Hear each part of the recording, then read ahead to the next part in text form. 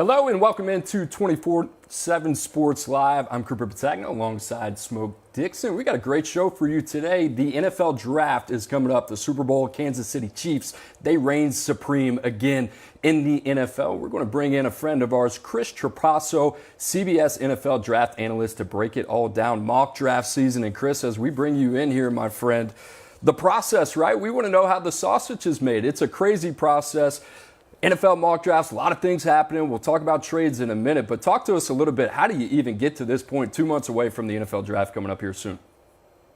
Well, I've gotten a lot of practice. CBS Sports has me do a mock draft, one every week starting at the beginning of the season. So I'm well seasoned when it comes to building these mock drafts. And to me, it's the fact that I'm also doing a lot of general NFL analysis during the actual football season helps me to understand team needs. And I think that is key whenever you're building a mock draft, when you're looking at a mock draft, having a pretty general and good understanding of the entire league and what teams need right after the season. That's obviously super paramount. And then, of course, blending that with the NFL draft knowledge that I have and understanding or trying to take an educated guess as to where specific prospects will probably fall in the first round of the draft. All right, so you got a lot of reps, and that's a good thing because last year, 2023, we had 6 trades in the first round of the NFL draft. We had 41 overall. So how do you factor that in when you're putting your mock draft together? Yeah, that's a good point. I mean, and the year before that, there were 9 trades on draft day in the first round. So we certainly will see a lot of those. And as we get closer, I like to incorporate more first round trades into my mock drafts just to make it as realistic as possible. Now, before free agency, it's a little bit more difficult to peg which teams will probably trade. And we usually see it at quarterbacks, but there's a lot of other positions, corner, edge rusher, those premium positions, even wide receiver, we've seen teams trade up for. So I don't do a ton this early. After free agency, when those team needs really crystallize, that's when I like to incorporate more mock draft trades into my mocks. Smoke, you have been a part of an NFL front office with your time with the Buffalo Bills. What is that like when it comes to trade value, that process of engaging with another team, another organization, and say, hey, we want to get up from maybe the second half of the first round all the way into the top 10? What does that look like? Well, the first thing that goes into it is, like you spoke about earlier, you got to find about the wants and the needs. So as a pro scout, the whole entire pro department basically just broke it up, and we all call teams. And the first question we ask is, are you willing to trade up or trade down? What are you guys looking for? We understand that you have a need at defensive line, offensive line. What are you guys willing to give up in order to move either up or back? And all of them give the same answer. We'll get back to you in a couple of days, but we might just sit firm. You might have a couple of guys that you have a good relationship with that say, you know what, we're looking to move up. But a lot of the trades happen 2-3 weeks, maybe months before the NFL draft, because you have to be forward thinking in what you want your team to look like and what the draft looks like. Because you already had your draft meetings in December, and you're finalizing them now as you get ready for the combine and so forth. You mentioned a pretty memorable one to me. You mentioned John Dorsey, the former GM of the Kansas City Chiefs. You were in that Buffalo Bills war room. The guy on the other end, he was talking about trading up to number 10. That guy ended up being Patrick Mahomes, right? So we got all that in front of us, and quarterbacks are really important, especially this year coming up. And guess what? The guy that everybody wants as we go to Chris's mock draft here in the top 10. How about Caleb Williams? And Chris, I gotta ask you off the rip here. There's been a lot of people that are assuming Caleb Williams is going to be the number 1 pick in the draft, and for good reason. The former Heisman Trophy winner, we've seen him getting done under Lincoln Riley at Oklahoma and USC. Is there a conversation to be had if you are the Chicago Bears about parting ways with Justin Fields? I know you have that on your mock draft, and maybe looking at a guy like Jaden Daniels or Drake May, or do you think he's got this one sewn up? I think Caleb Williams has this sewn up. Now, that's not to say, and this is kind of going off what Smoke was just mentioning, that they should maybe look into some trades and see and let other teams know that their phone is available to be called over the next couple months. And if a trade offer from, say, the Commanders at number 2 with the Cliff Kingsbury connection, or a bunch of other teams that may not be super enamored with this free agent quarterback class, if they want to offer a king's ransom to move to number 1, I don't think that would be the worst idea for the Chicago Bears. I have Drake May at number 2 in my quarterback rankings. I think it's relatively close, but in terms of just being pro-ready for what teams want at the quarterback today, the improvisation ability, the spatial awareness. You just mentioned Patrick Mahomes, that he's so good in that regard. That's where Caleb Williams thrives too. And I think he's got a great arm, the accuracy. We've seen it over those, multiple seasons at Oklahoma and USC. So I think he is the safest quarterback that can translate right away. And that's why the Bears probably will and should pick him at number 1 overall. The beauty behind this whole trade thing is everyone's playing poker right now. Like, no one wants to give up what they want to do at this point. So we might trade, we might not, but in the grand scheme of things, the Chicago Bears need to just go up, run this draft pick up there, and hand the card in and say, we're taking Caleb Williams. And listen now for the trade for Justin Fields. Because now you can get a little bit more to help your team out. But what that organization needs, they need some Red Bull in there. They need just a fusion of a guy that gives you a chance to now compete for a Super Bowl. Justin Fields is showing you that you can win a few games here or there, but you need a franchise guy. And Caleb Williams, to what we've seen in college, is that franchise-level quarterback. Chris, if Caleb Williams is the guy at number 1, I wonder, if you're a Bears fan, what can you expect from Ryan Poles to possibly fetch back for a guy like Justin Fields? Probably multiple day 2 picks. We've seen guys like Carson Wentz and Jimmy Garoppolo go in that range. And the fact that Justin Fields played a lot better down the stretch, despite mostly being inconsistent in Chicago, that probably boosts his trade value a little bit. And because he's been injured, I could see there being some type of performance base, like he needs to play 75% of the snaps for a third rounder to move to a second rounder. So I don't think they're going to get that first round pick that's obviously very coveted, but like a third rounder and then a conditional third that could become a second if he hits a certain benchmark statistically or plays, again, a certain amount of snaps percentage wise. That's kind of what it feels like the range would be on the trade market for Justin Fields. All eyes on Chicago. We mentioned the draft 2 months away, and Ryan Poles, big decision for him, the young general manager there with the Bears. Now, going to number 2 with the Commanders, here's what's pretty interesting, Chris. You talked about your number 2 prospect being Drake May, but in this mock draft, you like the Commanders' new head coach, Dan Quinn, going with the Heisman Trophy winner in Jaden Daniels. Why'd you go with Daniels over May in this situation? All right, there's 2 reasons here. First off, there's kind of been some rumors 2 weeks out here from the combine that Drake May could be the quarterback who slips a little bit. And like Smoke was saying, there's a lot of teams playing poker right now. Or is there a team that's closer to the back portion of the top 10 that just wants Drake May to fall to them? That is very likely. They could be pushing that rumor. And also, I think with Cliff Kingsbury there in the nation's capital, he just was an offensive coordinator or part of that offense at USC with Caleb Williams, all the athleticism that he had. If you can't get Caleb Williams, to me, the dynamic athleticism, the scrambling ability, the off-script stuff that certainly Drake May has, you definitely get more of that with Jaden Daniels, and I think Cliff Kingsbury would gravitate toward him at number 2 more so than Drake May. Being from the DMV area, Jaden Daniels fits in perfect. Doug Williams, Robert Griffin III.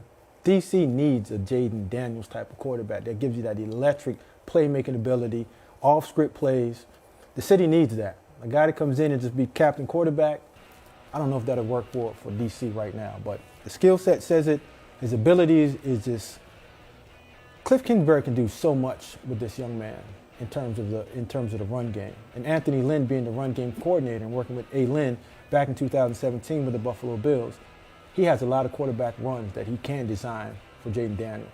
Interesting dynamic, Cliff Kingsbury. I mean, you think about it, who he's worked with. You go back to guys like Kyler Murray. You go back to guys like Patrick Mahomes. Obviously, Caleb Williams, an analyst at USC. He spent some time with him this past year. So we'll see what happens with Jaden Daniels. The legs, you can't underestimate the legs. Big part of the reason why LSU has been so successful offensively and number 1 offense in the country this past year. Chris, we're moving on to the receivers now.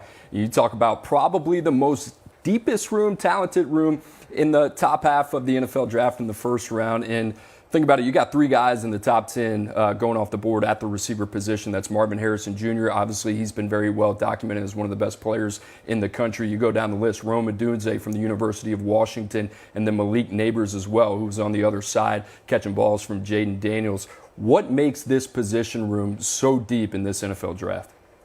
Well, when you look at a specific position group in the draft, you can categorize it two ways. Is it a top heavy class or is it deep? And I think this year with the wide receiver class, it's both. You have the top 10 or the top tier blue chip prospects, like you mentioned, Marvin Harrison Jr., that X receiver that can win on the boundary, very good getting down the field, tracking it over his shoulder. We saw him do that for multiple seasons at a high level at Ohio State. Malik Neighbors, I think, is kind of like a Brandon Ayuk clone, just with the athleticism, the explosiveness. I think he might actually be even a little bit faster than Brandon Ayuk was coming out of Arizona State in that 2020 draft class. And then Rome Odunze, for a team like the Arizona Cardinals, that I have them picking him at number 4 in this mock draft, big body wide receiver who plays to every inch of his frame, contorts his body, that rebounds the football awesomely. He's a deep threat, not because he's a 4-3 guy, but because he's so good in those contested catch situations, just dominating above the rim. So with those three, and especially Marvin Harrison Jr. and Malik Neighbors, you get that blue chip element to this wide receiver group. And then as we get down through this mock draft and even into the second day, so many quality receivers, different shapes and sizes. That's kind of the par for the course from what college is producing for the NFL. Almost every year, it seems like it's a really good wide receiver class. And this year, I think it's as good as we've had in the last 3 to 5 years. Chris, I agree with you. It's a deep class, but I think this is where Marvin Harrison Jr. separates himself. He's the most complete receiver out of this entire group. Everyone has their little hiccups, and I call them fleas, but he's the guy that can run the route tree, understand zone, man concepts, can work off of it, and just dad being a Hall of Fame receiver himself, this guy's playing light years ahead of where these other receivers coming out of college are playing right now. So I do see a gap.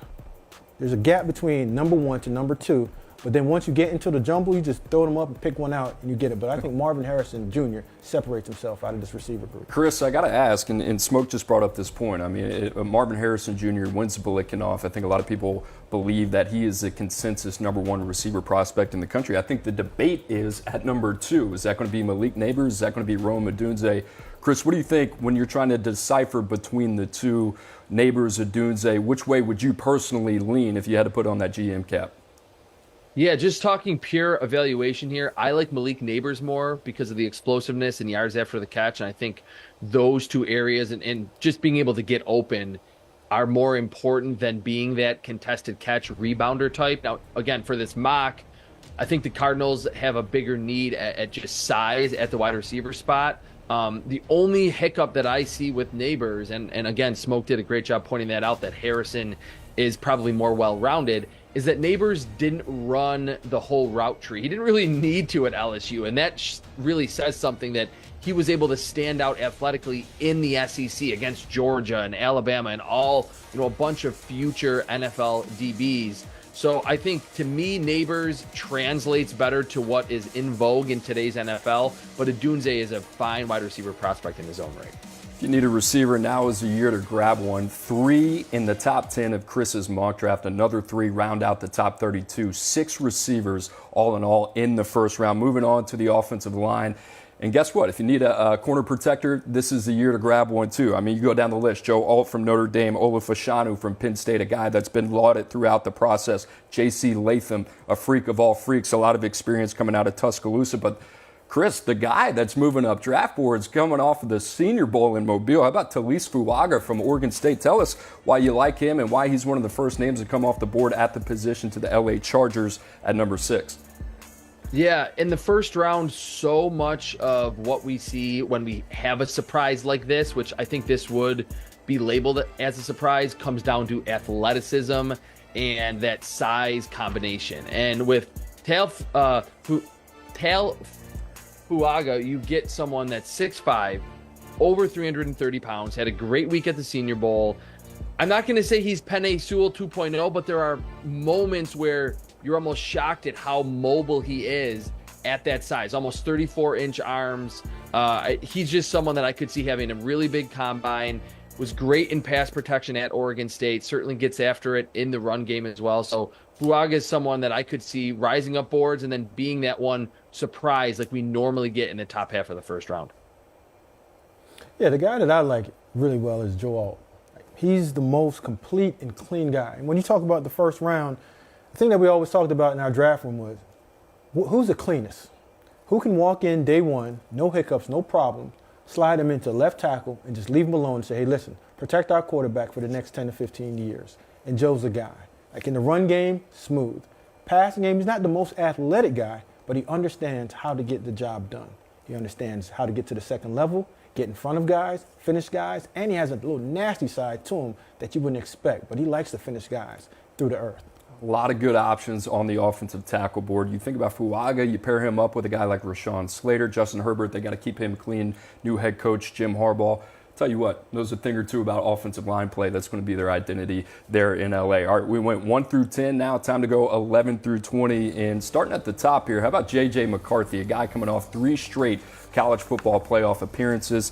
He's going home with some hardware and off to the NFL. The quarterback 4, who would have known that it would have been such a highly discussed position, but that's where we are. Guys like Michael Penix, Bo Nix, we'll talk about both those guys a little bit later, but it's J.J. McCarthy with less than 2 months until the NFL draft that seems to have the buzz right now at this position. And I tell you what, Chris, a little bit of a surprise, but it seems like the pulse right now through the NFL draft circles that J.J. McCarthy is in a really good position to make himself some money here pretty soon.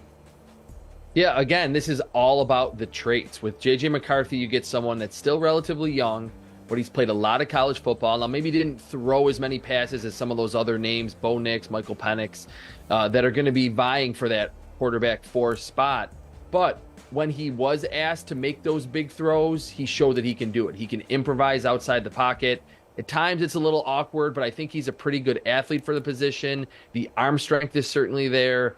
So he's someone that I think, not even being at the Senior Bowl and maybe seeing Bo Nix not have the best week in Mobile probably helped him a little bit, and that Michael Penix decided not to play in the game and doesn't have that mobility.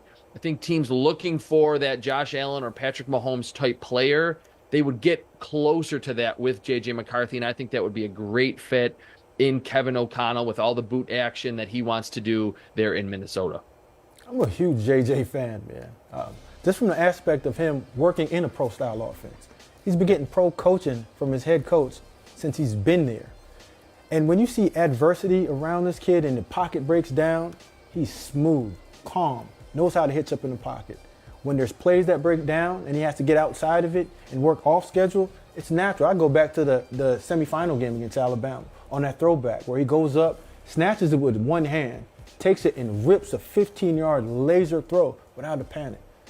That's not an NFL play, but that's creating a play outside of the confine of what the play was designed for, which is a win with quality that a lot of guys don't have, but he also has that win because of quality, because his athleticism and his understanding. He plays the game from the shoulders up. Had no shortage of moments in Ann Arbor. Hey, the other thing is the record against Ohio State. That's got to mean something, right? So if you're an NFL evaluator, you think about Michigan having to exercise some demons. That's something that they could not get over for a long time. J.J. McCarthy, the answer to all their problems in Ann Arbor, obviously a national champion as well. We talked about the receiver room being deep. How about the DBs on the other side? Another very, very deep room. And the guy at the top of the board for you, Chris, how about Terry and Arnold, and a guy that's been generating a lot of buzz as well. But why do you feel so comfortable with him being your first DB off the board?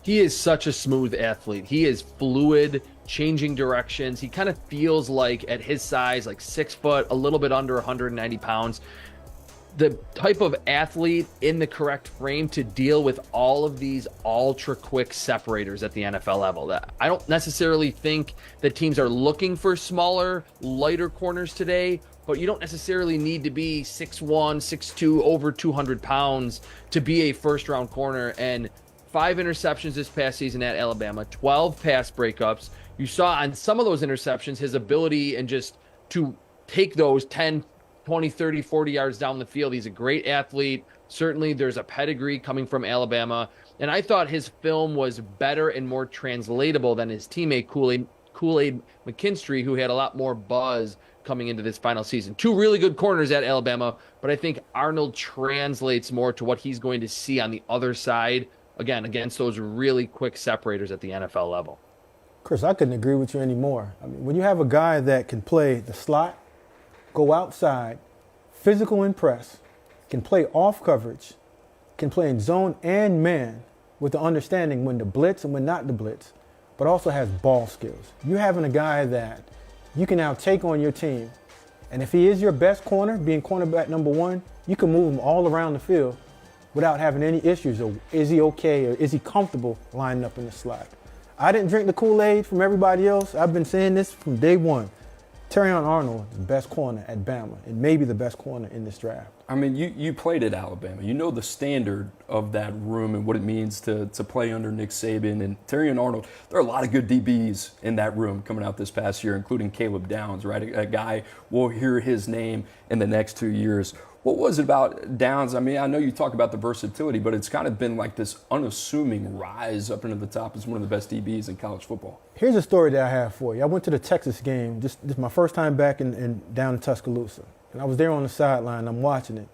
And Terrion got beat and came back on the field, and T-Rob grabbed him. They had a heated conversation. He looked at him and said, "Coach, I got you." Next play, pass break up, get the ball back. Go back to Kool-Aid. Kool-Aid gets beat, goes on the side, and he almost sinks down underneath his chair on the sideline. Now, what tells me is T. Arnold has that it as a corner that I don't really care that much, but I do care enough to make this play. And whatever happened before, that's a lost thought. I got the next one. Big difference when you start talking about corner. Memory of a goldfish, right? Like Ted Lasso. It's got to be quick, especially for those corners. Chris, we got a viewer question for you. Amy wants to know, the Jets, they're sitting at number 10. Should they go after an interior offensive lineman, a tackle, or should they even consider a quarterback right there post Aaron Rodgers? Well, I think just because the quarterback spot is so valuable, and obviously given Aaron Rodgers' age, you always have to keep that in mind and make sure you're doing your due diligence on the entire quarterback class at the top.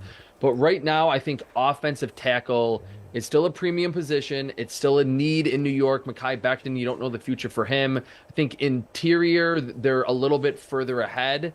So, again, this is a great class. We talked about a lot of them. Smoke mentioned Joe Alt. There's still a lot others in this class at the top who are quality players. So I think I would lean offensive tackle. You're getting someone that could protect Aaron Rodgers in 2024 and whoever the next quarterback is for the next decade.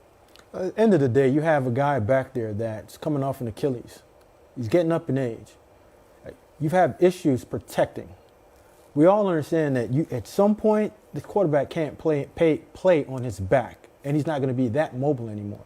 So at some point, you have to address this issue and get the right guy. Don't get the guy that everyone else is saying to get. Get the one that fits into your building and then one that's going to fit the culture of your team. But they have to go offensive lineman at some point to fix this issue of not protecting their quarterback. They got to protect, and you got to give Robert Saleh, Joe Douglas, GM there in New York, a lot of credit for the job that they have done. Mekhi Becton, big swing and a miss. You understand why they liked him. A lot of size, a lot of athleticism there to work with as well. Guys, we have Chris Trapasso on doing a phenomenal job breaking down his NFL mock draft. Also, make sure to like and subscribe if you're watching the show. Chris, I want to get back to these DBs, man. It's a deep room, as I mentioned, in going 11 through 20. You got a lot of these guys littered throughout. Nate Wiggins from Clemson, Cooper Petagna from Iowa, Cam Kinchens from Miami, big athlete there. But how about Quinyon Mitchell? This is the guy that is turning some heads that a lot of people think could give Terrion Arnold a run for his money as one of the best DBs in this upcoming draft class.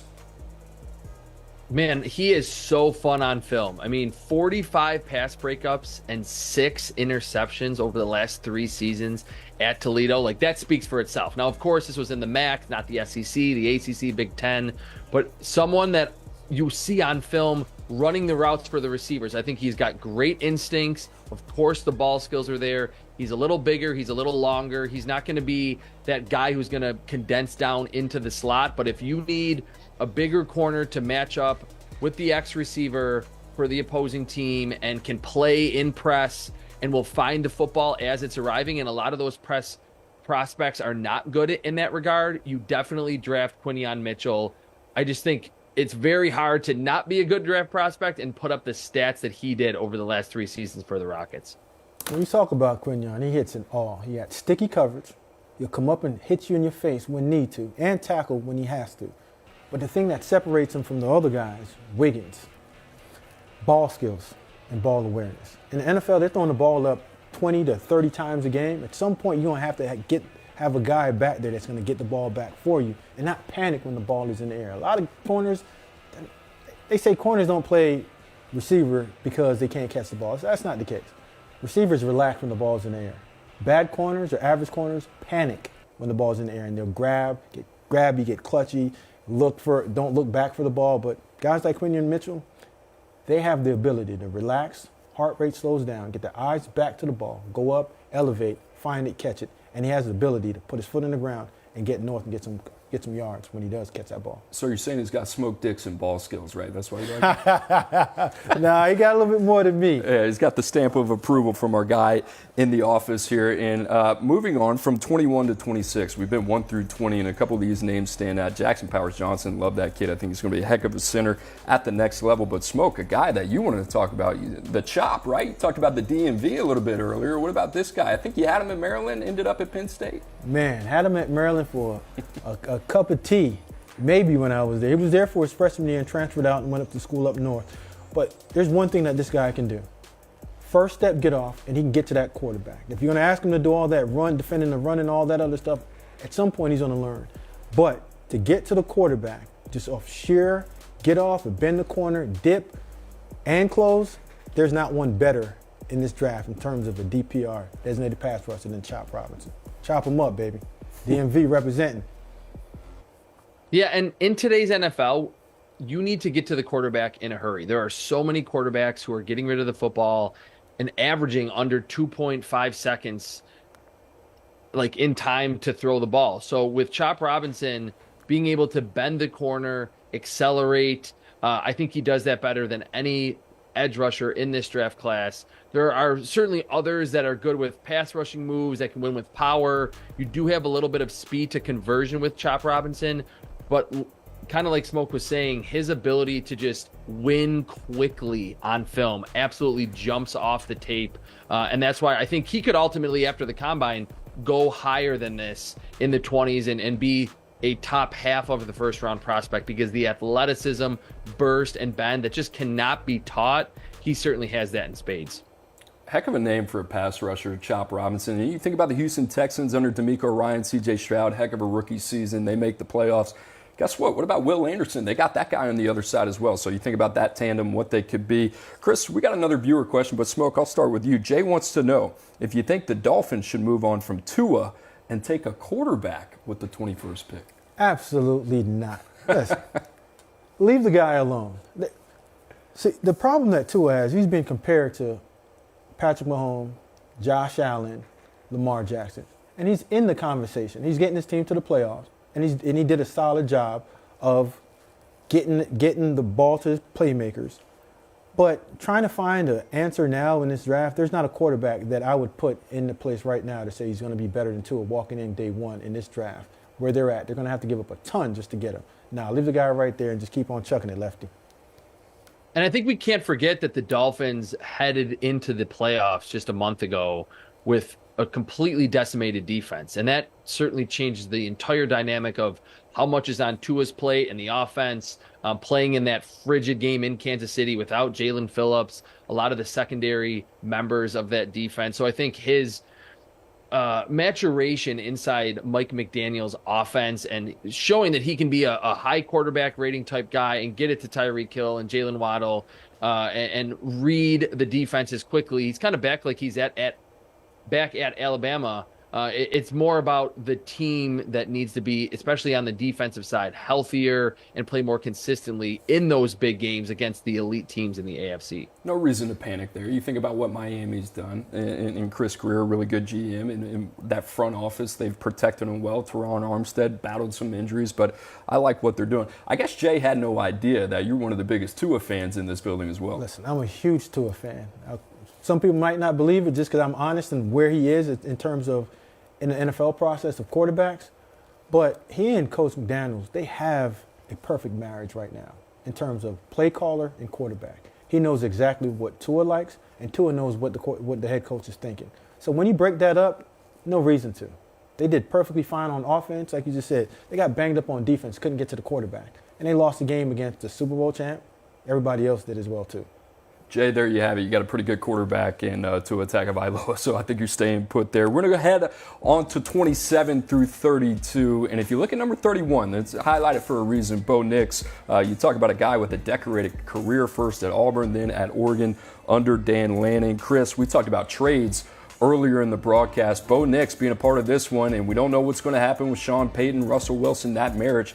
Enter Bo Nix. This is a guy in a previous mock draft that you had as high as number 12. He falls all the way to number 31. I think that's going to happen with one of these quarterbacks. What do you think about the potential marriage here between Bo Nix and Sean Payton? I think it's a great one, and whether it is at 12 and they don't want to risk losing him, or they have to trade back into the first like I have in this mock, he's just that point guard of a quarterback prospect, and it wasn't a good fit with Russell Wilson, who wanted to improvise and play off structure. If you think back to Drew Brees with Sean Payton, got the ball out quickly, hyper accurate. That's what Bo Nix was at Oregon. I don't know if he's going to stretch defenses vertically with his arm and accuracy, but in terms of playing within the system, he can do that really well. Smoke, a couple guys on the outside looking in. Daniel Jeremiah came out with his top 50 NFL draft prospects. Interesting exercise, but maybe some guys that can make some money here in the next couple weeks in Indianapolis that you could see maybe entering the first round conversation. I got my guy out of South Carolina, Xavier Legette. Just in terms of when you go to the combine, there's always one guy that's going to shoot up this whole entire draft board. And I think if he goes in there, runs a 4.4, close to a 4.3, he might just go ahead and jump on up in the first round. Because when you watch him on tape, big, fast, balls in the air, catch it, big boy plays, and running after catch ability. And that's all that he does. The NFL is screaming for that. And you can't just pass up on size and speed and playmaking ability with this guy. All right, I'm going to go with Javon Baker, the wide receiver from UCF. Almost averaged 22 yards per catch this season. Started at Alabama, transferred there to the Knights program, was productive for 2 seasons. I see wiggle, getting off the line against press, athleticism galore in his routes, and in those contested catch situations, the leaping ability really stands out. So he's someone that looks like a really good athlete that could have a big week at the combine that we could be talking about as one of those last couple picks in the first round after Indianapolis. Well, you guys both went with receivers, and if Chris's mock draft were to hold up, that would be, 7, 8 guys. Not saying that Legette, Baker, both of those guys go in the top 32, but it could be a historical year when it comes to receivers as well. I'm going to go on the defensive side of the ball. I'm going to go with Junior Colson. Love this guy. Got to recruit him at Michigan. You think of a versatile speed and space backer, what this guy can do, can give you some pass rushing ability off the edge. He was a little banged up. You saw that cast on his right hand throughout the season as well. So you think about what Junior Colson can do, new age NFL linebacker. That is the name of the game. You got to be able to defend guys like Patrick Mahomes. The other one, how about Troy Fautanu? We talked about those offensive linemen, a guy from the University of Washington. Like him, I think a lot of people thought he was going to be a guard. I love his tackle, guard, interior versatility. Super skilled player, really good player, and a big piece of the Joe Moore Award, and the Huskies making it all the way to the national championship. So there you have it, the 2024 NFL mock draft. Chris Trapasso, phenomenal job, my friend. I appreciate you coming on, and we look forward to having you back. Guys, make sure to like and subscribe. For Smoke Dixon, I'm Cooper Petagna. Also, with the first pick, make sure you like and subscribe. Listen to that as well. Thanks for watching.